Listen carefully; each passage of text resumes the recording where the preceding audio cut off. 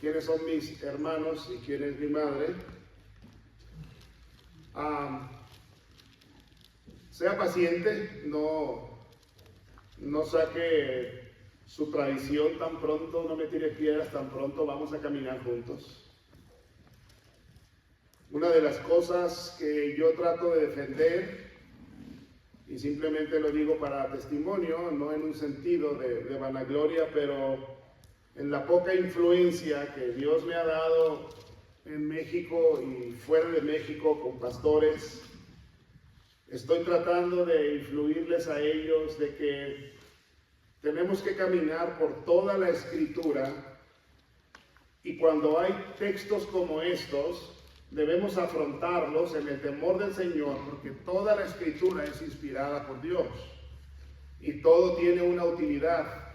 Y a veces la tendencia es escapar de pasajes de la Biblia que nos parecen incómodos, que nos parecen difíciles, y a veces no queremos lastimar personas, pero la idea, hermanos, no es competir con nadie, ni lastimar a nadie, mucho menos, Dios nos libre, pero sí es nuestra responsabilidad hablar de la verdad que el Señor nos ha dejado, porque esa es nuestra responsabilidad.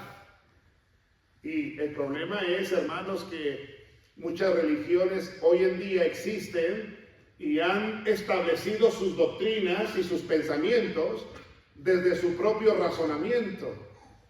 Y ese no debe ser el caso cuando tratamos un texto de la Biblia, como yo lo voy a hacer esta mañana, porque nosotros tenemos que revisar juntos, con la Biblia en la mano, qué es lo que Dios ha dicho, qué es lo que Cristo ha establecido en su palabra, porque no importa qué denominación tú seas, ni aún los bautistas, todo tiene que estar en la Biblia. Todo tiene que tener un principio de la Biblia. Si hay cosas que los bautistas practicamos, pero que está contradiciendo algo de la Biblia, tenemos que ajustar nuestra doctrina a la Biblia. No tenemos que manipular la Biblia para que diga lo que yo quiero que diga. Ese es el problema de tantas religiones y de tantos filósofos y el movimiento ateo y de tantos grupos que están luchando con decir que tienen la verdad. Yo siempre digo que la verdad no está en ninguna denominación, está en la palabra de Dios. Por eso es que nosotros tenemos que revisarla. Ahora, esta mañana yo voy a leer 4 pasajes y voy a explicar un poquito, tenga paciencia. Voy a leer 4 pasajes desde la Biblia católico-romana. Pastor, sí, no me tire piedras todavía, déjeme terminar. Le pedí a un hermano que el domingo es cristiano y la otra semana es monaguillo, no es cierto. Le pedí a un hermano que me prestara la Biblia católica para leer los pasajes que quiero leer para interpretar este texto. Ahora, no hay Biblias de religiones, hermanos. No es de que la Biblia de fulanito o la Biblia de manganito, no. Dios inspiró su palabra. La palabra de Dios es la palabra de Dios. Ahora el problema es la manipulación que ha recibido la palabra de Dios. ¿En qué nos separamos? ¿En qué nos separamos de la edición católico-romana de la Biblia? ¿En qué nos separamos? En que Nerón y Constantino, cuando recibieron el canon bíblico de los 66 libros, por sus pistolas, ellos añadieron 5 libros que se le llamó por el primer papa establecido, Bonifacio, les llamaron libros apócrifos, no inspirados. Ellos mismos reconocieron, estos libros no vienen de Dios, no son de Dios, pero los hemos añadido por razón a miedo a nuestra muerte por Nerón y Constantino. Por eso la edición católico-romana de la Biblia ha sido pervertida con 5 libros que no son inspirados, que yo he estudiado, que he leído, y nada tiene que ver con el canon. Ahora, lo primero que vamos a hacer es observar en el texto, antes de leer, y hacer una pregunta. ¿Cuál es el asunto que está tratando aquí? Vamos a caminar juntos, hermanos. Versículo 31. Quiero que caminemos juntos. Los hermanos y la madre de Jesús estaban afuera. ¿Estamos bien? Quiero que caminemos juntos. Vienen después sus hermanos y su madre, y quedándose afuera enviaron a llamarlo. Y la gente que estaba sentado alrededor del maestro de Cristo, le dijeron: hey, tu mamá y tus hermanos están afuera y te están buscando. Pensaríamos nosotros que Cristo se levantaría y saldría a ver a sus hermanos y a su mamá, pero luego Cristo responde: ¿quién es mi madre y mis hermanos? Wow. Pregunta difícil. Y luego el Señor aclara: y mirando a los que estaban sentados alrededor de él, les dijo: he aquí mi madre y he aquí mis hermanos. Y luego abre la ventana del reino. Y ese texto quiero que esta mañana, que usted, más de que el pastor leyó desde otra visión y el pastor, más que eso, que usted vaya pensando en esta ventana del reino que se abre en el versículo 35, porque Cristo dice: porque todo aquel que hace la voluntad de Dios, ese es mi hermano, y esa es mi hermana, y esa es mi madre. Así que esa ventana muy amplia es la que vamos a intentar explicar. Pero nosotros tenemos que ver en qué se centra esta historia. Esta historia, por una obra perfecta del Espíritu Santo, se centra específicamente en un rechazo, entre comillas, que Cristo hace de sus hermanos y de su propia madre. Tenemos que hacerle preguntas al texto para entender lo que está pasando aquí. Ahora, primero, la tradición católico-romana dice que la madre de Cristo, la madre de Dios, se llama María Guadalupe o Lupita. ¿Estamos de acuerdo? En toda la Biblia que usted lea, el nombre Guadalupe o Lupe o Lupita no existe ni en el hebreo, ni en el griego, ni en el arameo, ni en la Biblia. Ahorita lo vamos a leer porque la Biblia dice cuál es el nombre. De ahí, hermanos, estoy diciendo que es incorrecto que usted diga que la madre de Cristo se llamó Guadalupe. O sea, de ahí ya es un problema. Si usted lo decía antes, probablemente era por tradición o ignorancia. Pero esta mañana yo voy a leer el texto, todavía no lo leo. Usted va a ver el nombre claro, específico que se le da a la madre de Cristo. Ahora, María no es la madre de Dios. Porque Dios no tiene una mamá como tal, Él es creador. María fue la mujer que el Espíritu Santo usó para que el cuerpo que utilizaría Cristo se gestara en el vientre, porque tenía que nacer del vientre de una mujer, pero nació sin pecado. ¿Por qué? Porque no se requirió la participación de un hombre, en el sentido que no se requirió la semilla del espermatozoide del hombre, sino que simplemente el Espíritu Santo toma el óvulo de María y lo fecunda de una manera especial, milagrosa, y luego se gesta el niño y luego nace sin pecado porque no participó el hombre. Es el acto milagroso del nacimiento de Cristo, por una obra especial del Espíritu Santo. Entonces, lo primero que yo quiero es que hagamos, hermanos, es que revisemos, número uno, que María en la Biblia es muy contraria a la María de la tradición romanista o tradicional o católico romana. Número uno, Juan 2, vamos ahí. Número uno, la tradición dice que María tenía poder para hacer milagros, pero en Juan 2, vamos a ver si es cierto.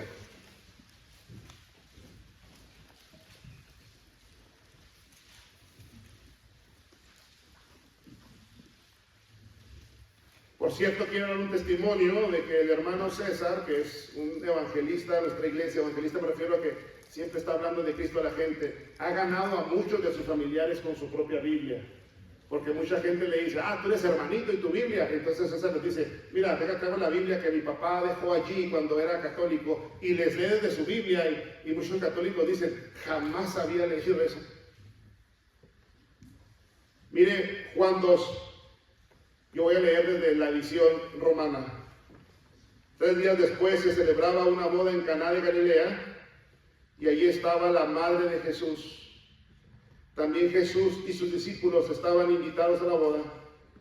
Se acabó el vino y la madre de Jesús le dice: no tienen vino. Jesús le responde: ¿qué quieres de mí, mujer? Aún no ha llegado mi hora. Y la madre dice a los que servían: hagan lo que él les diga. No dice: hagan lo que yo digo. Dirige la autoridad y la adoración ¿a quién? A Cristo. Y segundo, si María tiene poder, como dice la tradición romanista, ¿por qué María no convirtió el agua en vino? ¿Por qué ella misma no lo hizo?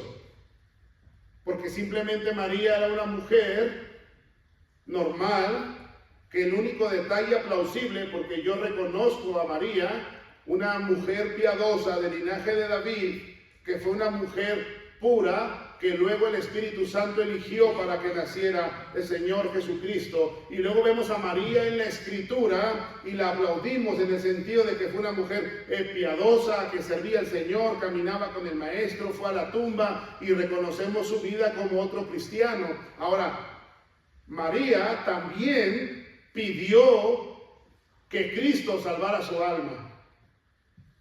Esto es decir, que si María fuera alguien con poder, ni siquiera hubiera hablado a Cristo, simplemente convertía el agua en vino. Pero entonces María también dijo: yo soy pecadora y necesito un Salvador. Y vamos a Lucas capítulo 1, por favor. Estamos haciendo el ejercicio de observar que estamos teniendo en esa historia. Lucas capítulo 1. Versículo 46. Estoy leyendo yo desde la edición tradicional, católico-romana.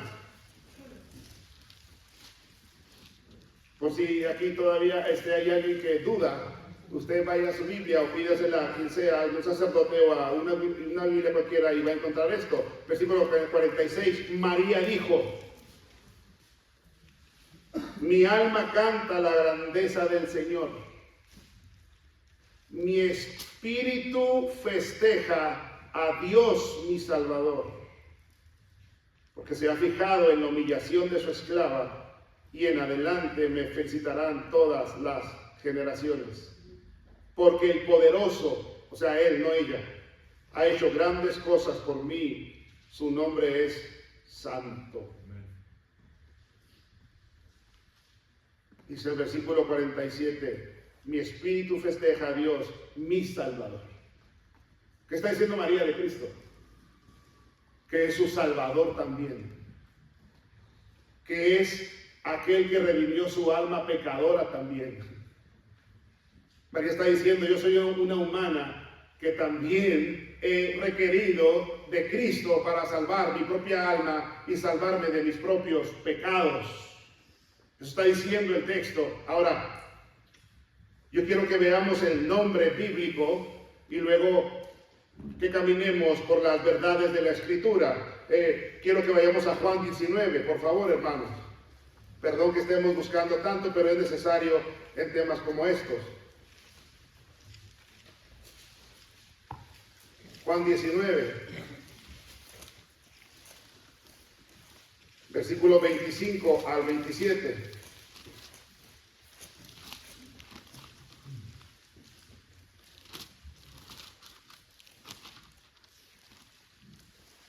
Junto a la cruz de Jesús estaban su madre, la hermana de su madre, María de Cleofas y María Magdalena.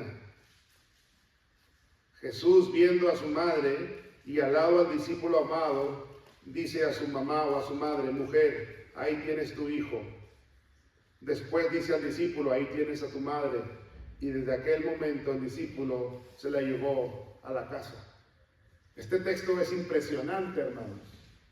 Yo tuve que leerlo como en 6 ediciones y luego buscar un poquito en el griego. ¿Qué carácter del maestro? No solamente este texto nos revela que el nombre no es María Guadalupe, es María Magdalena. El nombre de Jesús, no de Dios, de Jesús. Y de Jesús en la parte humana del cuerpo. María lo crió de niño y caminó con él. Y ahí está su madre en la muerte de su propio hijo. Y Jesús, en un carácter tan profundo, le dice a Juan, que es el discípulo amado, le dice, mira, ahí está tu madre. Está diciéndole en pocas palabras, yo como hijo presente y Dios mismo, voy a morir, voy a resucitar, voy al cielo, he cumplido mi parte, pero ella es humana, se queda aquí, encárgate de ella, Juan. Y dice el texto, desde ahí Juan se la lleva a su casa y ve por ella en la parte humana. Si nota como aún esta mujer que de repente la religiosidad la quiere poner como si fuera un dios, no, fue una mujer que tuvo que ser cuidada y está registrado en la Roma su fecha de muerte y sepultura. Otro texto, hermanos, porque ayer alguien me hizo una pregunta y vamos a 1 de Timoteo 2:5. Me dice, pastor, yo oro a Dios en nombre de María, quien es la que, como mi mamá, aboga por mí delante de Dios. Y eso, yo tuve que decirle que eso es una mentira. Y le dije, ¿tienes una Biblia que te regaló el cura sacerdote? Y me dijo, pastor, tengo la Biblia de mi comunión. Digo, sácala. Y ábrela en 1 de Timoteo, capítulo 2 y versículo 5.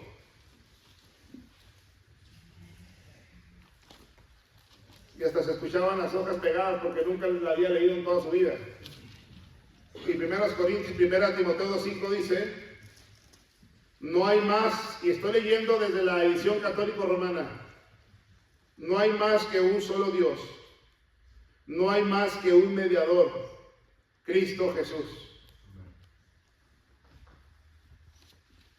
Dígale al sacerdote que lea este texto desde el púlpito y lo explique. Y si él es humilde a la palabra, él tiene que decir que solo Cristo salva y que solo a través de Cristo podemos platicar con el Padre. Que solo Él es el mediador entre Dios y los hombres, Jesucristo, hombre. Dice, no hay más mediador que Cristo Jesús, hombre, Él también que se entregó en rescate por todos, conforme al testimonio que se dio en el momento oportuno. Tremendo texto. Hace 15 días el Papa presente escribió un postulado y ellos le ponen corchetes ellos han escrito ideas y doctrinas católico-romanas, y este Papa, que le aplaudo su valentía, en corchetes puso a los postulados romanistas, nos hemos equivocado en dos cosas. Primero, en el primer corchete, Juan Pablo II puso, no existe el limbo. Es el primer corchete en los registros católicos romanos, es decir, la primera corrección. No hay limbo, porque el catolicismo romano pedía indulgencias para que los hombres, cuando se morían, salieran al cielo. El limbo, según los católicos, era un lugar entre el cielo y el infierno. Y todos los muertos iban al limbo. Y le decían a la familia, si tú no traes indulgencias, tus monedas a los cofres, tu familiar se va al infierno. ¿Qué hacía la familia? Pues claro, se endeudaba y pedía prestado. Y con esas indulgencias se construyó la capilla de Pedro y se reconstruyó la parte del templo en Roma. Hasta que Martín Lutero enfrenta todo ese paganismo y les dice que las indulgencias eran contrarias a la escritura, porque dice la Biblia, como está escrito para los hombres, que mueran una sola vez y después el juicio, y luego hay un cielo y hay un infierno y no hay un limbo. Entonces todas esas indulgencias fueron cambiando a través del tiempo, y ahora tenemos el novenario, en donde alguien que muere tiene que pasar por un novenario para que Dios sea escuchado y tenga misericordia y lo lleve al cielo. En resumen de esa falsa doctrina o equivocada enseñanza. Y el Papa dice, perdónenos, no hay limbo. O sea, nos estuvimos engañando 50 años y tampoco podemos regresarles lo que dieron, porque ya se construyó la basílica y se reconstruyó la parte de Roma, entonces se construyó en la capilla nueva de oro de Pedro, que dicen que fue enterrado en Italia, que no hay registro histórico, pero simplemente la gente dijo, bueno, nos engañaron tanto tiempo, pero bueno, está bien. Y el segundo corchete, el acomodado en esta semana, la segunda corrección es: pedimos disculpas y le pedimos a todos nuestros cleros que ya no digan que María es corredentora con Cristo. Métase en internet, ahí está la noticia. Esa enseñanza decían que también María era al mismo nivel que Cristo y salvaba a los hombres también y tenía los atributos de Cristo, como la gran blasfemia del siglo XXI. Y ahora ellos dijeron que pedían disculpas, que no era así, solo Cristo salva. Y por eso mataron y persiguieron a Lutero, porque Lutero va a la Iglesia Católica en Westminster y pega 91 tesis en la puerta, y parte de esas tesis, número 1, decía que solo Cristo salva. No hay ofrendas, no hay mandas, no hay caminatas, no hay novenarios, solo el hombre que en vida pone su fe en Jesucristo será salvo. Es así. Ahora quiero hacer una pregunta a nuestro texto. Pastor, ¿dónde dice la Biblia que María tuvo más hijos? Porque la doctrina o la enseñanza tradicional dice que María fue inmaculada, que no se casó con José, sino que nació virginalmente Jesucristo y luego ya no tuvo una vida marital, sexual con José. Eso enseña, y así hay muchos cristianos que lo siguen creyendo. No, María se casó con José formalmente y tuvieron una vida matrimonial sexual y avanzaron caminando juntos, y yo lo voy a demostrar con la Biblia esta mañana. Pastor, ¿dónde dice la Biblia que tuvieron más hijos? Bueno, vamos a caminar juntos. Mateo 13:55. Por favor.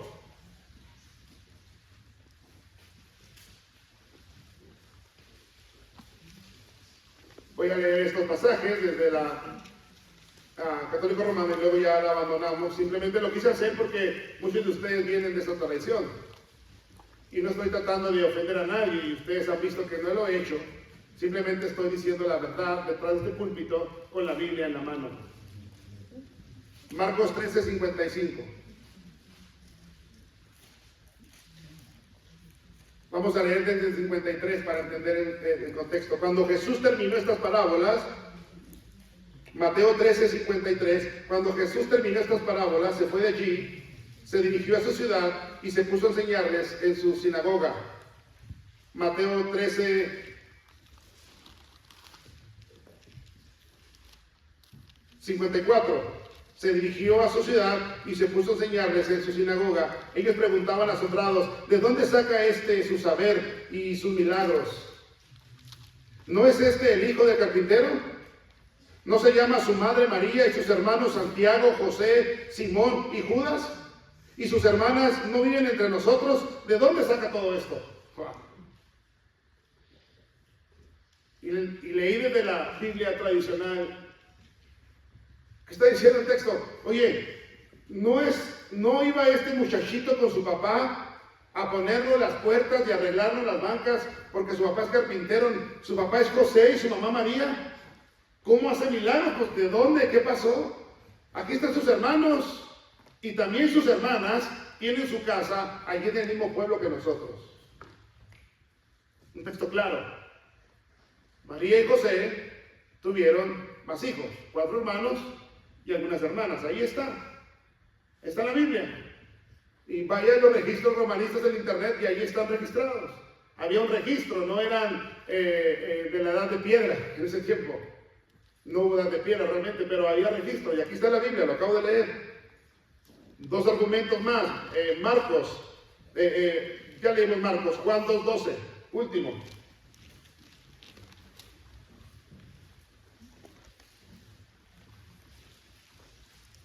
Y ustedes que están conmigo en la iglesia sabían que tocaba este texto y se avecina el 12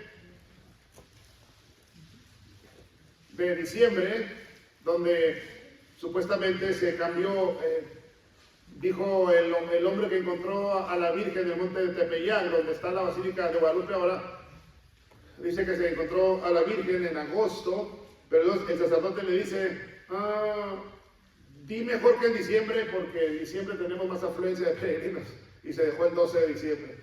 O sea, así era, y todo el mundo creía ciegamente. Juan 2:12, sabe que los primeros que quemaron Biblias fue el movimiento católico romano de las cruzadas, quemaron Biblias. Y cuando llegaron a Latinoamérica y a México, todos los sacerdotes no podían predicar en el idioma de la gente. Tenían que predicar en el latín. Y que nadie entendía nada, obviamente. Y nadie podía tener una Biblia, era exclusivo para el sacerdote. Así que era la ley, a fin de cuentas. Si él decía, la Biblia dice esto, nadie podía decir nada porque no había ni Biblias. Y simplemente nadie escuchaba, venían, se quitaban el sombrero, los hacendados, la gente, y luego se iba sin comprender nada. Pero ahora tenemos la Biblia en muchos idiomas, bendito Dios. Por eso dice que donde está el Espíritu de Dios hay libertad. Y conoceréis la verdad y la verdad os hará libres. Juan 2:12 dice el texto, después bajó a Capernaum con su madre, sus hermanos, y luego hay una I, aquí tenemos maestras, y esa I es separación. Su madre, sus hermanos y sus discípulos, o sea, otro grupo aparte. Y se detuvo allí varios días. La primera mujer venerada que llegó a México llegó por la influencia española. Pero ya los aztecas y los mayas tenían a una mujer diosa. Simplemente los españoles le pusieron una vestidura más acorde al pueblo. Y luego pasaron las edades y muy poca gente se interesó en la palabra. Y luego entonces tenemos imágenes y fuentes que, la verdad, hermanos, nos alejan de la comprensión de la gracia de Dios y su poder. Éxodo 20, ya no vamos a ir ahí, simplemente Éxodo 20 en la Biblia suya y en esta Biblia, que es la misma, que se encuentra en el catolicismo, dice Éxodo 20 que no tendrás dioses ajenos, que no los vas a adorar, no te vas a inclinar a imágenes. El problema es que la gente se sienta y no lee. Hermanos, usted no se sienta aquí tampoco y me crea todo. Busque, indague, lea su Biblia, pregúntese. Puedo estar equivocado. En esta iglesia los pastores no somos gente que trae un látigo y que dice esto se hace así. No. Estamos accesibles. Si usted no entendió, si no me expliqué, si en algo fallé, estamos para crecer juntos. Y luego en el Salmo 115, que es el último que voy a leer de aquí, hermanos, para ver nuestro texto en estos minutos que nos quedan. Vamos al Salmo 115, por favor. Aquí no tengo mi nota, sí. Y perdón, es el último texto que leo desde...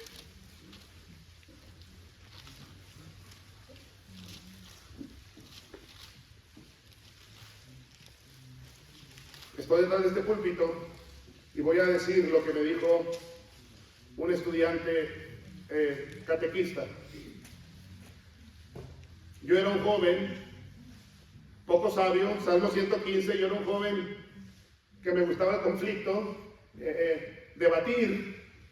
Ya he abandonado mucho esa práctica, no del todo, pero cuando le empecé a leer a un amigo catequista el Salmo 115, agarró la Biblia y me la agarró fuerte. Ya no leas más protestante, porque dicen que nosotros salimos del catolicismo, somos protestantes. Y yo le dije, bueno, pues Cristo se clavó en la cruz a casi 500 años después del movimiento luterano, así que todo viene de Cristo, de la cruz, de la predicación de los apóstoles. Ahí está la Biblia, los padres de la iglesia, etc. Ahora el Salmo 115 fue el que le leí. Dice la Biblia católica romana, no por nosotros, Señor, no por nosotros, solo por tu nombre muestra tu gloria, por tu amor y tu fidelidad. Porque ¿qué han de decir los paganos? ¿Dónde está su Dios? Nuestro Dios está en los cielos, hace cuanto quiere. Sus ídolos son plata y oro, hechura de manos humanas. Tienen boca y no hablan, tienen ojos y no ven, tienen orejas y no oyen, tienen nariz y no huelen, tienen manos y no tocan, tienen pies y no andan, sus gargantas ni susurran. Sean como ellos sus fabricantes, cuantos confían en ellos. Israel, confía en el Señor, Él es tu ayuda y escudo. Fin de la cita. Nunca escuchará a un sacerdote predicar este salmo, porque todo el asunto de adoración, de amuletos, deja dinero. Y está en la Biblia, y no tengo tiempo. Mismo al apóstol Pablo, cuando enfrentó a los ídolos, que la gente quebraba sus ídolos o sus imágenes, los plateros que hacían las imágenes se molestaron porque ya no iban a poder vender cosas hechas de plata y de barro para que la gente las adorara, y agarraron a Pablo y sus amigos y les dieron una tunda en la plaza del pueblo. Lo que yo estoy diciendo, hermanos, es que le crea a la Biblia para que usted tenga su propia fe. No tenga ni siquiera mi fe. No tenga la fe tradicional. Qué bueno que todos en este pueblo, por lo menos, qué bueno que amamos a nuestros padres, pero empiezo por los míos. Aún nuestros padres fueron humanos y se pudieron haber equivocado en algo. Usted razone con su propia mente desde la Escritura y reconozcamos que la palabra de Dios dirige nuestra adoración a Dios y nuestra adoración a Cristo, y que la adoración a imágenes no es correcta a la luz de la Escritura, amados hermanos. Y no podemos nosotros aplaudir algo o practicar algo que no está en la palabra de Dios. Así que en estos minutos, ya que nos quedan, son las 11:01, vamos a Marcos en nuestras Biblias para cerrar. Sé que usé mucho tiempo, pero era necesario. Hermanos, un favor, no tome este conocimiento para juzgar personas, ni atacar personas, ni maldecir personas. No. Si usted entra a la casa de su primo, de su nieto, de su abuela, de su mamá, y su mamá tiene imágenes y todo, usted sea amable, respete. No entre como Juan Charrasqueado tomando la puerta y diga, todos son malvados, se han ido al infierno. No. Eso no dice la Biblia. La Biblia dice que con amor y con prudencia. Usted simplemente respete. Si su mamá está haciendo comida y se quiere persignar delante de la Virgen, usted guarde silencio. No estamos conociendo la verdad para maldecir y juzgar y creernos más que los demás, no. Si sentados en la mesa, luego su madre o su abuela o su tía o su vecino le pregunta, ¿qué piensas de lo que yo acabo de hacer? Dígale con mucho amor, yo pienso que la Biblia dice que debemos adorar a Dios y que es a través de Jesucristo que podemos hacerlo. Y dígale, ¿te gustaría conocer un poco más? Y luego le abre la Escritura y le puede enseñar el amor del Señor.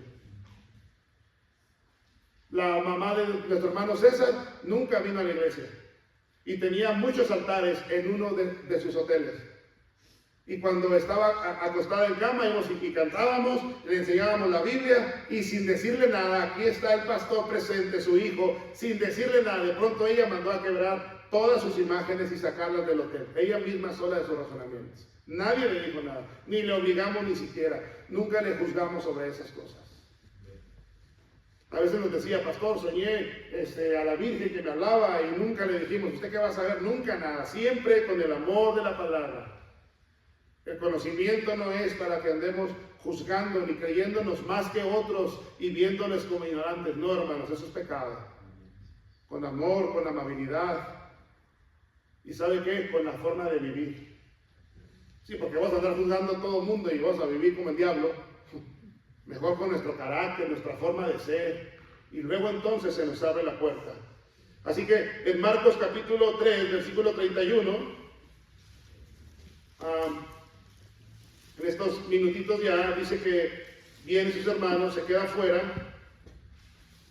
y luego el Señor, versículo 33, dice, bueno, yo no sé de qué me estás hablando, ¿quiénes son mis hermanos y mis hermanas? Pregunta, porque la pregunta no era para menospreciar a su madre, a sus hermanos, sino que la pregunta era para abrir una puerta del reino, porque dice el versículo 34, voltea a ver a todos los que lo estaban viendo, porque estaban diciendo, oye, Jesús acaba de regresar a su familia. Y él dijo, he aquí, mis hermanos, mi madre y mis hermanos, y versículo 35, porque todo aquel que hace la voluntad de Dios, no de María, de Dios, ese es mi hermano y mi hermana y mi madre. ¿Qué está diciendo ahí el maestro? ¿Cuál es la puerta al reino que se abre ahí? Cristo está diciéndonos tres cosas simples, hermanos. Número uno, y la más preciosa, es que Cristo anhela relacionarse con los hombres. Esta es una verdad que a mí me da descanso en mi vida. El hecho de que a través de Jesucristo yo pueda relacionarme con el Padre. Que el deseo de Cristo sea tener una comunión conmigo, eso es mucho decir. Cuando Cristo dijo, he aquí yo estaré con vosotros todos los días hasta el fin del mundo, estaba diciendo que Cristo anhelaba y deseaba y prometía estar con nosotros y caminar junto con nosotros, aunque el valle sea de muerte y de dolor o de gozo o de preocupación, no importa, Cristo prometió acompañarnos todos los días hasta el fin del mundo. Y luego añadió al Consolador, que es el Espíritu Santo. Entonces, cuando estamos en Cristo, aunque a veces pudiéramos pensar que estamos solos, que hemos sido abandonados por la familia, por el mundo, el cristiano genuino debe volver a estas verdades de decir, no estoy solo, el Señor está conmigo, Él es mi pastor, mi guiador, a Él puede ir mi alma a refugiarse porque es mi escudo y galardón. Y este texto nos habla de que el Señor le dice a la audiencia, yo quiero tener relación con ustedes. Quiero ser su Señor, su Salvador, su Dios. Quiero cuidar de ustedes. Y hermanos, este es un anhelo que en mi corazón existe, que esta iglesia aprenda a exaltar a Cristo en su carácter. Y que anhele a Cristo todos los días. Y que corra a Cristo todos los días. Y que no estemos tan preocupados por las ayudas de los hombres, ni de las opiniones de los hombres siquiera, sino que centremos nuestra mirada en Cristo el Señor. Y aquí está diciendo Cristo, mi deseo es tener relación con todos aquellos, y es el inciso número 2, que quieran vivir haciendo mi voluntad. Y aquí hay un problema, porque toda la gente quiere que Cristo nos dé sus beneficios mientras nosotros seguimos haciendo lo que queremos. Es como decirle a alguien, yo quiero ser tu amigo, pero yo te voy a hablar cuando quiero, yo te voy a dirigir la palabra cuando quiero, te voy a ayudar cuando quiero, si yo quiero voy a usar tu dinero, voy a usar tu casa, tus vehículos sin pedirte permiso y solo así vamos a ser amigos. Si quieres, ¿usted qué le diría a alguien así? Sigue tu camino. Así le decimos a Cristo nosotros. Sí quiero que me salves, me bendigas, seas mi Señor, seas mi todo, sí, pero yo voy a hacer lo que yo quiero. O sea, no te metas en mi vida y no influyas en mi vida. Es como pedir right y querer manejar, básicamente. No queremos hacer ni siquiera un esfuerzo mínimo. Señor, no te metas ni con mis ideas, ni con mi mente, ni con mi música, ni con mis deseos, ni con mi boca, ni nada. Si tú quieres, condicionamos a Cristo. Y dice Cristo, yo quiero relacionarme, sí, pero mi relación es con aquellos que quieren hacer la voluntad de mi Padre. Con ellos es mi relación. Y mi relación es total y plena. Y no está en una manda, ni en una ofrenda, ni en una persignación, ni en nada. Está en vivir como mi Padre quiere que vivan. Y si viven así, entonces se demuestra que estamos bien, que estamos en Cristo. Y tercero y último, y esto es muy pertinente, y es una obra de Dios claramente, porque se viene diciembre, se vienen las fechas decembrinas. El versículo 33 nos deja un principio antes de orar. Cristo respondió, ¿quién es mi madre y mis hermanos? Hermanos, lamento decirle que la vida cristiana también implica separarnos o distanciarnos de nuestra propia familia. Pastor, ¿sí? Porque si usted no hace una diferencia con sus familiares, usted les está enseñando que un cristiano es como un religioso más, como un católico. Porque usted está diciendo que un cristiano puede venir a la iglesia y tener a Cristo y ser perdonado y tener una Biblia y orar y bautizarse, etcétera, pero que puede seguir fumando y tomando y bailando y maldiciendo y mintiendo y haciendo lo mismo que hacen otros. Entonces sus familiares dicen, sí son cristianos, pero pues son como nosotros, porque nada más van a otro templo, porque seguimos tomando en las mismas fiestas alcohol, seguimos fumando, seguimos escuchando la misma música, seguimos yendo a los mismos bailes, seguimos practicando lo mismo. O sea, somos los mismos los que vamos a otro templo. Por eso la gente aquí dice, bueno, pues es que es el mismo Dios para todos, porque ven a los cristianos haciendo lo mismo que ellos. Y el texto aquí que Cristo dice, ¿dónde están mis hermanos y mi madre? Está diciendo, hermanos, que nuestro cristianismo de pronto va a implicar separarnos. Cuando nuestra familia nos obligue a traicionar nuestra fe. Si su hijo, si su madre, si su padre le dice, mira, es 24 de diciembre, tienes que tomarte una cerveza, tienes que tomarte un vino, porque es así, usted debe decirle, hijo, abuelo, papá, mamá, cuñado, quien sea, estamos pasando la fiesta en paz, yo te respeto, pero ahora yo estoy en Cristo. Respeta mi fe también. Y si le aman sinceramente, van a respetar su fe. Un amigo que dice, a él no le den de tomar, a él ni siquiera le invito al baile, porque él es cristiano, ese es un buen amigo. Alguien que le presiona a renunciar de su fe, no es un buen amigo, hermanos.